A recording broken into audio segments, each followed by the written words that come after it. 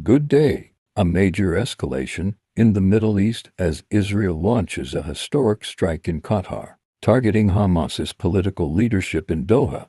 But the operation, codenamed Summit of Fire, didn't go exactly as some headlines claim. Let's cut through the noise and get to the facts. Here's the latest. On September 9, 2025, Israel carried out its first-ever military strike on Qatari soil, a bold move targeting Hamas's political bureau in Doha.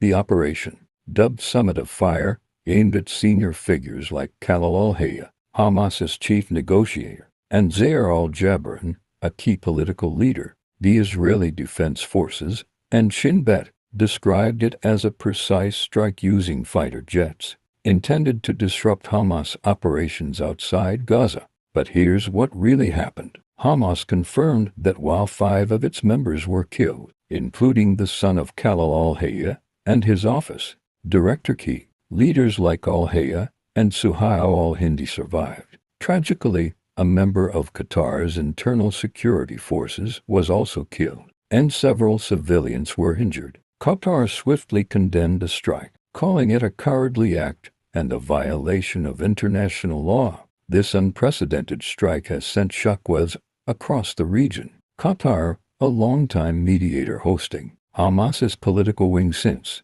2012, has suspended its role in Gaza ceasefire talks. The U.S., which was notified just before the strike, expressed strong disapproval, with President Trump stating he was not thrilled, warning it could derail delicate negotiations. The United Nations, along with the UAE, Turkey, France, and others, condemned the strike. WHO Iran called it dangerous. On platforms like X, reactions are divided. Some call the strike a justified response to Hamas's attacks, including a recent shooting in Jerusalem. Others see it as reckless, risking broader conflict and undermining peace efforts. Families of hostages in Gaza are frustrated, fearing this complicates their loved ones' release. Why does this matter? Qatar hosts the Al-Udeid Air Base, a critical U.S. military hub, making this strike a diplomatic tightrope, with Israel issuing evacuation orders in Gaza City for a potential new offensive, and oil prices inching up amid regional tensions.